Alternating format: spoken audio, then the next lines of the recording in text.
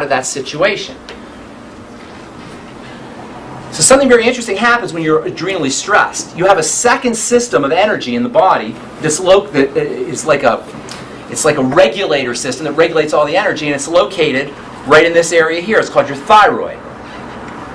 When the adrenal glands are cranking out all this energy because they're dealing with the dysglycemia, which is secondary itself to the messed up digestive system, eventually the thyroid starts to slow.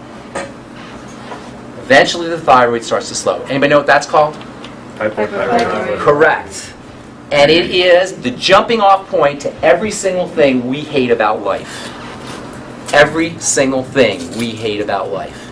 Low energy, problem sleeping, bad skin, bad periods if you're a woman, infertility, anxiety, heart disease, cancer, you name it. And it is all at the top end of a triangle, what I call the triangle of disease. Now here's where it gets sneaky. Here's where the restrictions to the game really kick in.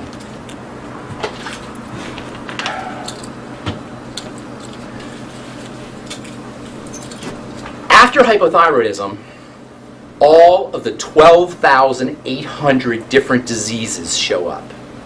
That's how many different diseases there are according to the World Health Organization. 12,800 different diseases, and each one has its own foundation. I don't know if that's true, but a lot of them have their own foundations. There's a system in place that wants us to look up here when the problem is down here. Do you understand what I'm saying? All diseases follow this triangle with the hypothyroidism at the top. Everything, which is our power. That represents a restriction, and it represents power. The restriction is if you go to the doctor, you're going to think you have superdentita hyperintivus, whatever the heck he calls it in Latin. Oh, by the way, when you get a prescription in Latin, you get a prescription. Anybody ever get a prescription? You read the prescription. Do you ever wonder why it's in Latin? You think your doctor speaks Latin? He doesn't know Latin. What the heck's in Latin for? Right, it's bad. They write in Latin to make it magical. Mm-hmm. Magic is in words, to make it powerful, to make it mysterious. And that's what diseases are. There's this thing on TV, or not on TV, on Facebook and on social media called, I know what they call it, but it has to do with ALS, where the Ice Bucket Challenge. You know what I'm talking about? The Ice Bucket Challenge. ALS. That's another one. Amyotrophic lateral sclerosis. Does anybody have any idea what that means? Gary. No. What does it mean? Amyotrophic lateral sclerosis. Muscular. No, I didn't ask you. I said, what does that mean? What does amyotrophic mean? Can anybody tell me? No. Of course you can't tell me. You're not supposed to be able to tell me. Amyo means without muscle. Trophy means moving. Your muscles aren't moving. Amyotrophic means your muscles don't work. Lateral, it means on the side. Sclerosis, it's the side of something is sclerotic, which means fibry. That's all it is, and every disease is like that. It's stuff, it's fibery, it's degenerating, it's mushy, and they call it a different thing. It's a scam of the most epic proportions. And people say, I have ALS. No, you don't, you're rotting. That's it, you have rotting disease. Period. You have arthritis. No, you don't, you're rotting. You have rotting disease. You're degenerating because you see, in those primal distinctions we talked about, in the body, those primal distinctions show up as anabolism or catabolism. Anybody ever hear those terms, anabolism and catabolism? Anyone? Breakdown, build up. Very nice. Now you must have heard me say that. I'm a nutritionist. Okay, good. Oh, you are a nutritionist. Very nice. Very nice. Have you heard me before? Have you heard this before? Well, I know about most people are catabolic and break it down. Very good, my friend. This is the problem. At the end of the day, we're either anabolic or catabolic net. It's like a business. You're either in the red or you're in the black. And that's all disease is. That's all it is. It doesn't matter the name. Whatever the name is, whether it's amyotrophic lateral sclerosis or whether it's myasthenia gravis or whether it's multiple sclerosis or whether it's cancer, whatever it is, you're just falling apart. That's it. That's all you need to know. You're net catabolic. Your net breakdown. Period. That simplifies everything. You don't need to know the name of your disease. But in order to figure out how to go anabolic, we got to figure out why we're net catabolic. Why we're in the red. You guys get this? The body's a business when we're in the red or we're in the black. one way or another. We're on one side of the equation or another. It's not neutral. There's nothing neutral. It's either break down or build up. Look at your kid, who's a 4-year-old kid, your grandkid, your child. You look at him and you're like, you're blown away, right? The chi, the life force, the energy. That's a business that's in the black, big time. And you look at grandma, not so much. She's big. She's just barely hanging on. She's like Radio Shack. I don't know if you guys follow it. She's like hanging on by her fingernails. She's so she's so catabolic. So then the question becomes, how do we reverse this? How do we go net anabolic? That's all we need to know. You guys, every single disease solved.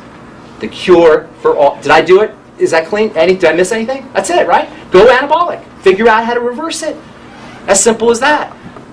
That should be our only concern if we're not as healthy as we want to be, or if we want to stay healthy, is how do we go anabolic? How do we go in the black? Well, first of all, you got to figure out why we're catabolic. Why are we net catabolic? What's going on? I heard somebody say something very good. But don't necessarily go off on New World Order stress or credit card bill stress. I'm talking organismic stress, physiologic stress. Did you know? Have you heard me say that before? No, I have an autoimmune disease. That's perfect. Perfect. Remember this, you're either with me or against me, fear or love. Remember the primal distinctions. These primal distinctions, fear, love, with me or against me, reflect themselves in the body as well. And they reflect themselves in the body through two nervous systems. Sympathetic nervous. Very good. You have two nervous systems. The nervous system is your mediator between the outside world and your biochemistry. It's the electrical information processing system that filters energy from the outside world to the inside world, from outside us to inside us. And it filters energy, so friggin' cool. It filters energy based on mental constructs and mental ideas and some physiologic ideas that are either about this thing is a survival threat or this thing is not a survival threat. It's filtering everything that way. It's filtering all information as, is this a survival threat or is it not a survival threat? The regulatory system that regulates survival threats is called your sympathetic nervous system.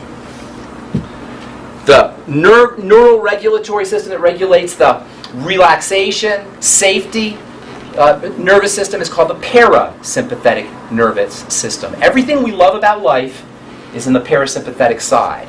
Everything that we love a little tiny bit about life but don't want a lot of is on the sympathetic side. You hear I said that?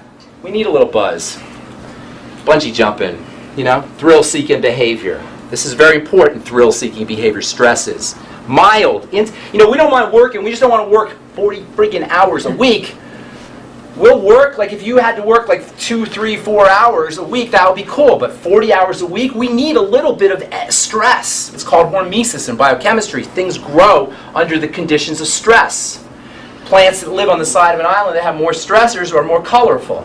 Nature likes its selected force. A little bit of stress, a little bit of stress, a little bit of sympathetic activity. But when the body is constantly bombarded by fear, the sympathetic nervous system starts to predominate, and almost everything we hate about being alive is regulated in this fashion. This is where the notion of staying out of fear and going into love, or staying out of the sympathetic nervous system, sympathetic activity, and going into parasympathetic activity as much as possible is so important. Guaranteed, many of you guys are in sympathetic overdrive. And I'll just tell you a couple of signs of sympathetic overdrive. Constipation, problems sleeping, high blood pressure, problems healing, skin problems, blood sugar problems. All of these are signs of sympathetic overdrive. Weight gain. If you can't lose weight, if you're trying to lose weight but it just won't come off, sympathetic overdrive. Women who are menopausal, sympathetic overdrive. Blood coagulation, blood clotting is an epidemic. It is a classic sign of sympathetic overdrive. Anxiety, mood disorders. Go down the list. Go down the list, and it's all because we're running in this fear mode, this survival mode. And you're either with me or against me. So if you're in survival mode, you're not in thrival mode.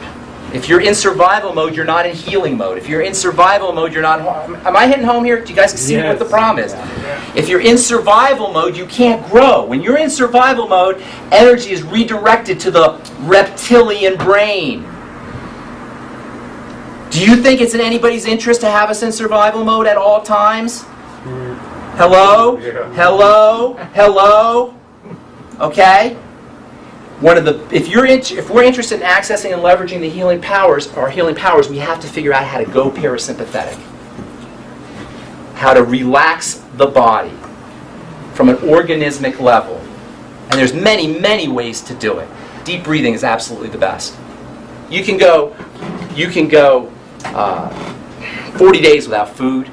You can go a week, 5 days, 6 days without water, but you can't go 3 minutes without oxygen. If you want to activate the sympathetic nervous system and you want to really kick in some sympathetic energy, say you're driving, start playing with your breath. Hold your breath. Breathe shallow. Breathing shallowly, breathing to the top part of your chest, quick breathing, activate the stress response. If you want to instantly heal yourself, instantly lower your blood pressure, instantly anti-age, instantly recover from surgery, instantly fall asleep, instantly have a higher libido, instantly have a good bowel movement, instantly feel great, deep breathe for 3 minutes. I saw that app up there. I have 3 different breathing apps on my iPhone. I am tied into music. It's the most important thing you can do. And where's Bruce? He was not imagining it. You were not imagining it. Happens all the time. Imagine if we did it all the time. Deep breathing is and why is this? Deep breathing activates the parasympathetic nervous system. It activates the rest nervous system. It activates the relaxation nervous system. If you don't know how to deep breathe, watch an infant. That's how you do it. Infants have no stress. They're way parasympathetic, except for bursts, which probably are a good thing for that infant. Bursts. That's how the sympathetic nervous system has to be activated in quick bursts and followed by long, luscious rest. We have a culture where that's indulgent. We've created a culture where how the body loves to be is indulgent. God wants us in a hot tub.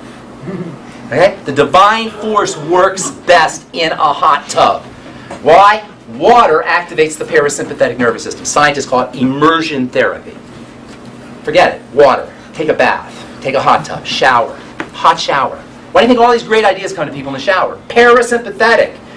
When you're sympathetic, you're in the reptilian brain, the lower limbic and the medulla, I think it is. But frontal cortex is when you're in a shower and in a hot tub and getting a massage and taking a nap and chilling and doing nothing, which we consider to be indulgent, but it's really the best medicine there is. Just sit down, do nothing. Somebody says something, say, I'm taking my medicine. That's your medicine. It's the best medicine there is. Sitting and doing nothing. But we've created a system. I say we because we're all complicit in this. It's a game.